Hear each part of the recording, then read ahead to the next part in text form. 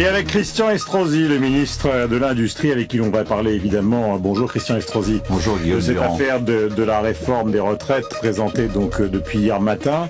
D'abord, est-ce qu'il y a la moindre chance que, comme le réclament les syndicats, ce projet soit retiré? Force ouvrière demande le retrait du projet. La gauche dit qu'elle va pousser à son abrogation quand elle reviendra éventuellement un jour au pouvoir. Est-ce que tout ça vous paraît crédible? Non, ça n'est pas crédible. Nous avons une situation qui est périlleuse, 45 milliards d'euros de déficit en 2015, 460 milliards d'euros cumulés, puisque 45 milliards ce sera par an à partir de 2015. Il faut sauver notre régime de retraite.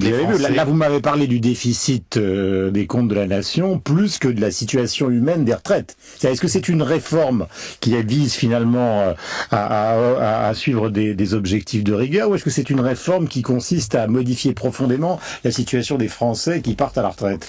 C'est une réforme qui consiste à dire aux Français que parce que nous savons qu'ils sont attachés à notre régime de retraite par répartition, nous voulons le sauver.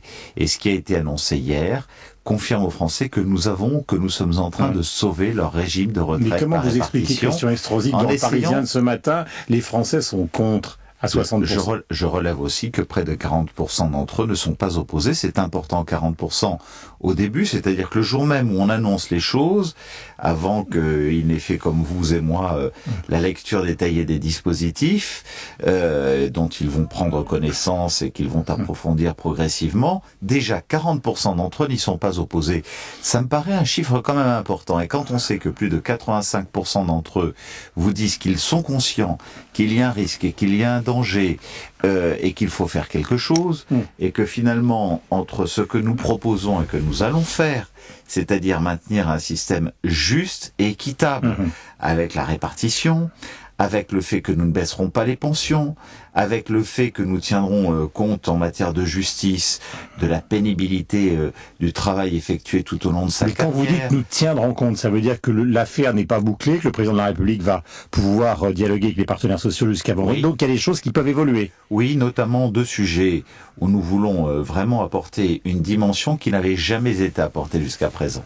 La première, que les jeunes qui ont commencé à travailler très tôt 18 ans. Ne soient pas impactés par la retraite à 62 ans, mais ne voient toujours la possibilité de partir entre 58 et 60. Et la deuxième, c'est la pénibilité, je suppose. Et la deuxième, c'est la pénibilité. Jamais dans notre pays, dans le versement des retraites et la durée de cotisation surtout, et l'âge, on avait tenu compte de la difficulté du travail, des travaux pénibles accomplis pendant sa carrière professionnelle. C'est la première fois. Et tout cela... Mais je reviens à la question, pardonnez-moi, c'est pas pour vous interrompre. Vous dites d'ici vendredi. Et bien sûr, ces deux sujets, par exemple, où déjà, d'entrée de jeu, on propose une avancée importante, on va encore dialoguer pour voir comment pouvoir garantir à tout cela que non seulement on ne dépassera pas les 60 ans, mais en plus, il peut y avoir des critères de plus, il y a de vrais arguments pour pouvoir adapter cette avancée sociale importante, nous puissions, d'ici vendredi, renforcer la copie. Christian Estrosi, justement, dans le domaine de la pénibilité, ce qui est semble-t-il actuellement dans le texte, c'est l'histoire de la visite médicale individuelle pour savoir quel est le stress, la fatigue, l'usure d'un salarié, etc. Mais qu'est-ce qu'on peut faire d'autre? On ne peut pas décréter d'abord globalement que la pénibilité c'est ceci ou cela. Donc je crois que de dire on fait du cas par cas, respecter la dimension humaine entre la condition d'un homme qui fait tel métier, d'une femme qui fait tel métier, etc. Et voir justement comment approfondir encore plus les choses pour plus prendre en compte la personne humaine et nous assurer que nous répondons mais quelle est la piste? Au mieux. Quelle est la piste? La piste, on a par exemple parlé d'un niveau de 20% de la capacité, etc. Donc il y aura des ajustements peut-être à ce niveau-là. La piste, c'est tout simplement d'en parler avec ceux qui sont concernés, y compris avec les partenaires sociaux, avec lesquels Éric Woerth ne cesse de travailler. Puis vendredi, nous rendrons la copie définitive qui partira au Conseil d'État. Alors, plusieurs questions, et elles sont importantes. Il y a d'abord un aspect qui est développé par François Chérèque, c'est de dire que cette réforme repose à 85% sur les salariés. Et deuxièmement, donc c'est la logique de tout ça, ça sous-entend que les plus riches, c'est-à-dire les fameux qui vont, sur lesquels on va augmenter donc la tranche supérieure de l'impôt sur le revenu, ne cotisent pas suffisamment. Est-ce que d'ici vendredi, on pourrait augmenter considérablement la participation des plus hauts revenus en France au financement des retraites ou pas?